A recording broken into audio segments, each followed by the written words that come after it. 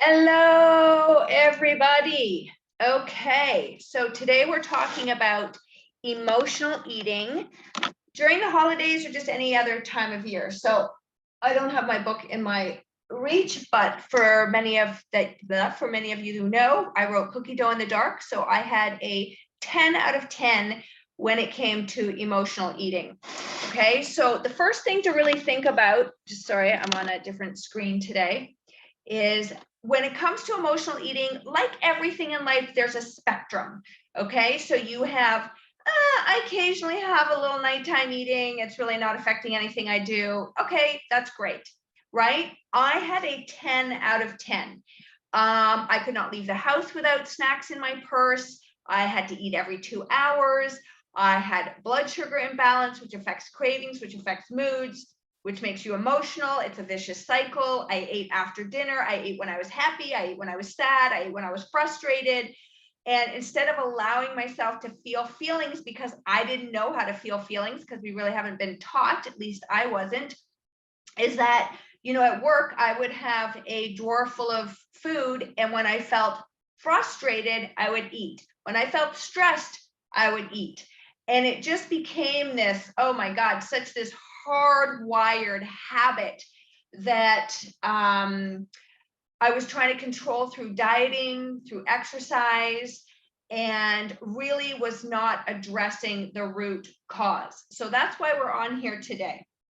So I know the holidays can bring up a lot of times of joy, okay, and happiness and family, but it can also be a time of stress, disappointment, sadness. I know that for many holidays, my parents divorced when I was a teenager, and I had split holidays. In fact, I had some holidays where it was just me. So I got some really lonely memories of Christmas season. So part of it is recognizing it, right? And being okay, like I was sad. I sat at home Christmas, not ideal, but you know what? Just I'm going to feel it instead of distracting myself with food, which I would have done in the past because, like I said, oh, there goes my pencil. I didn't know how to feel. We're not taught to sit in discomfort.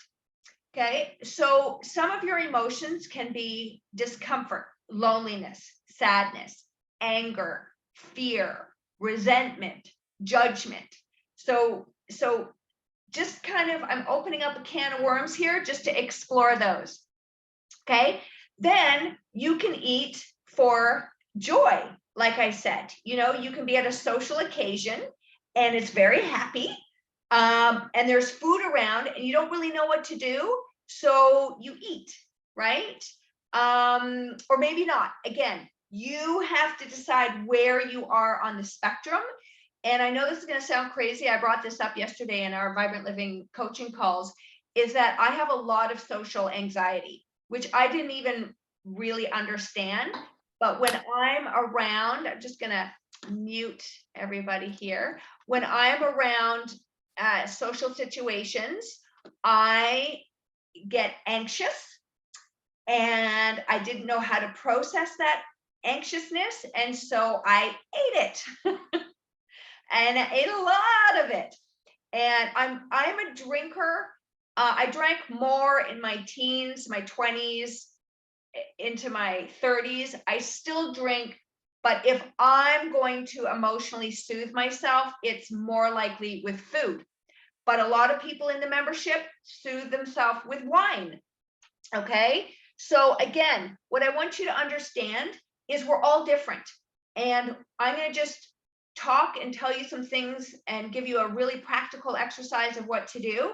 And you can decide if that works for you or not. So maybe if you're in the chat, either on Facebook, I'm streaming into Facebook, or on Zoom, you can just let me know on a scale of 1 to 10 how emotional eating affects you. Okay, are you like, not much of a problem, or oh my God, it's like an 8, 9, or 10? Like I don't know how to process my emotions. I gravitate towards food. I know the right things to do, which I'm going to talk about, but I'm not doing them, that's a form of emotional eating. That's a form of sabotage, right?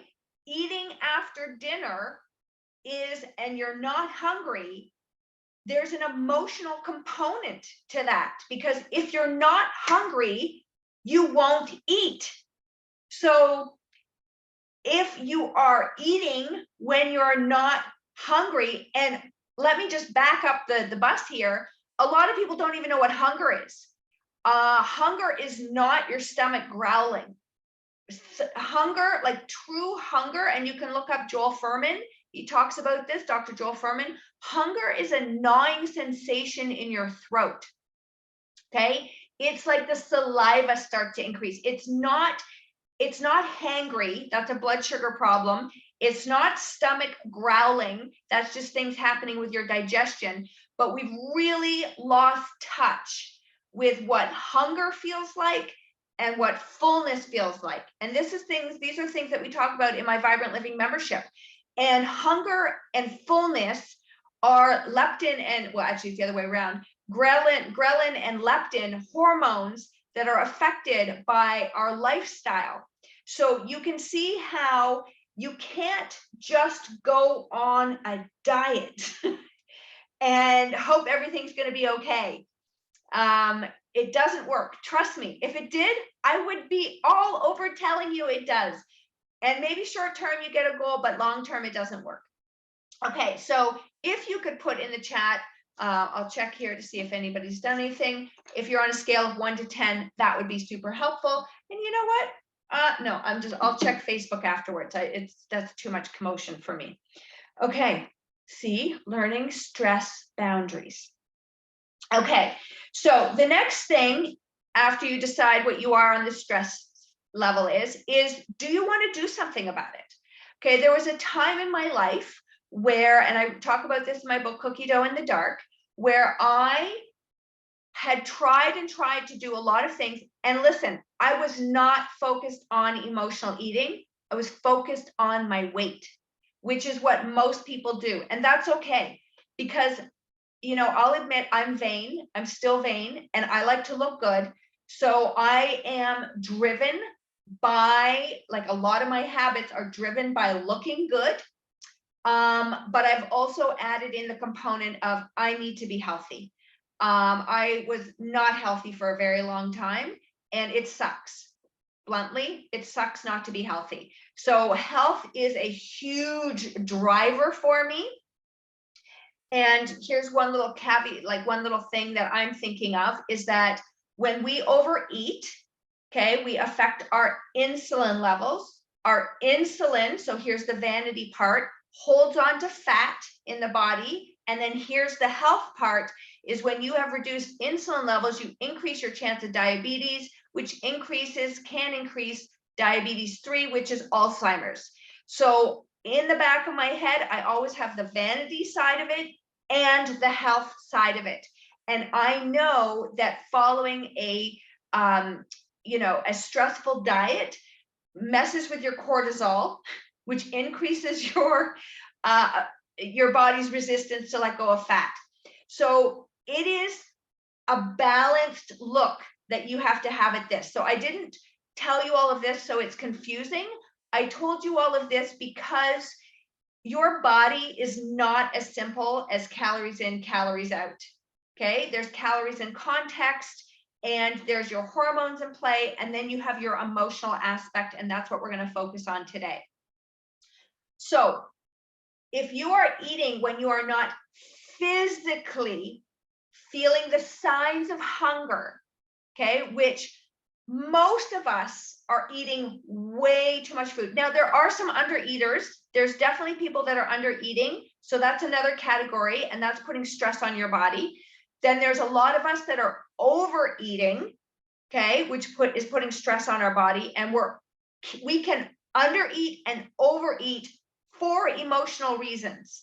So really, can you tap in and let me know why? And maybe you don't even know, and that's okay. I didn't know for the longest time. And then I learned to sit with it. It's a technique called PBA that I teach in my Vibrant Living membership and my other programs. about really learning to sit and identify and feel what's happening in your body, learn how to sit in discomfort, which we've not been taught to do, instead of distracting ourselves with food or alcohol. And it can be like Netflix and whatever, but we're talking about food and alcohol today. Okay, so just think about, when do you eat when you're not hungry? Do you even know what hunger feels like in your body? So you can see how peeling back the layers here might cause you to focus on one area first before you dive into another area. And then this is, again, in our Vibrant Living membership, we draw out plans, we communicate so that you know what you're doing, so you feel comfortable. So what I want you to do is, here's a piece of paper, okay? And you're gonna draw like a T graph. You can do this later or you can do it now. And on one side of the T is what I know to get results, okay? But I'm not doing it. So I know that if I want to lose belly fat, which is a woman over 40, a lot of us tend to get that extra belly fat. It might not show up on the scale because fat is like, if you have a pound of muscle here, this is like a pound of fat over here. So it's just more fat on your body, even though the weight may not have changed. Okay, so what I know to do to get results, but I'm not doing it. All right, so for example, I know I should not, and I don't even like the word should. We talk about this in our membership, but I'm just going to use the word should today. I know I should not eat after dinner, okay? But I'm not doing it. So you're eating after dinner, okay? So you would put in that column things like snacking when I'm not hungry. I know that I should be feeling my feelings instead of eating them. I know that I should not be eating after dinner, but I am. I know that I should be balancing my meals, which helps balance my blood sugar, which affects my moods, but I'm not. In fact, I don't even know how to eat a balanced plate at the age over 40. What does that even look like? I don't even know, right? So some of the things, just make your list, okay? And those are things, and you could put, I don't even know what to do. I don't even know what my emotions are. I don't even know how to identify my emotions. I don't even know how to sit in discomfort. Maybe all of this is so brand new today. You're just like, whoa, okay, I've never even thought about this. So you're putting that in that column. And then on the other side, across from your point, so for example, I shouldn't be eating after dinner. Okay. Again, I don't like the word should, but we're going to use it here anyway. I shouldn't be eating after dinner. Okay. Now on the other side at the top, you put, why aren't I doing it? So why aren't I stopping myself from eating after dinner? So let's just explore. Let's just break this one down for a second. So I know that my goal is that I'm in a maintenance mode right now. So I want to maintain my weight. I have some clients and participants in the Vibrant Living membership that want to maintain. Some of them want to lose. And so I want you to be clear on what you want. So I know, so I'm going to put this over here. What I know to do to get results is that I need to stop eating after dinner. Okay. And I can tell you why you need to stop eating after dinner, because if you're hungry, you didn't eat enough during the day, right? So this can be, why aren't I doing it? I'm hungry. Okay. Most of us are not hungry, but anyway. So I need to eat more food during the day. Why am I eating after dinner? Because I deserve it. I've had a flippin' stressful day, and I'm gonna unwind with a glass of wine, some cheese and crackers, some chips, some popcorn. Oh my God, just dessert, like I deserve it. Do you know the hell I've been through today?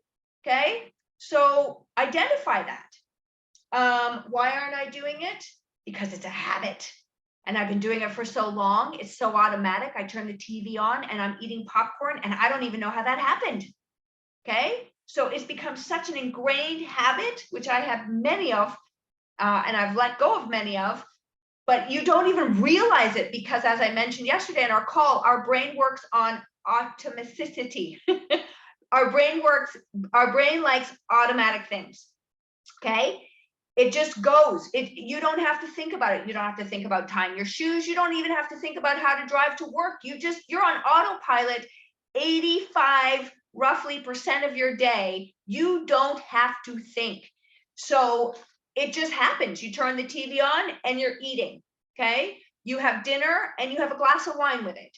It's just automatic things. So one of the biggest things we break down is awareness. You really have to start to become aware of where you are right now before you do anything. Trust me, it's a waste of your time. Making changes requires energy and intention. And you need a plan.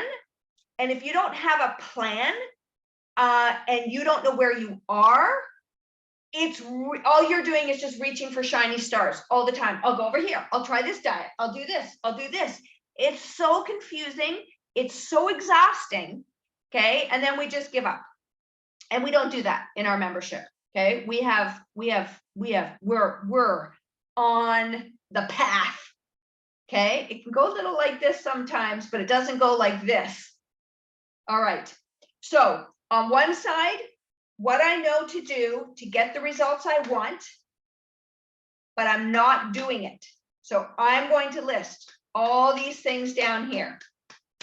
On the other side of the paper, across from that item is, why aren't I doing it?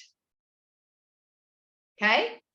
This is an awareness exercise. And people will go, I don't need to do that. I just know I eat after dinner. But why do you eat after dinner?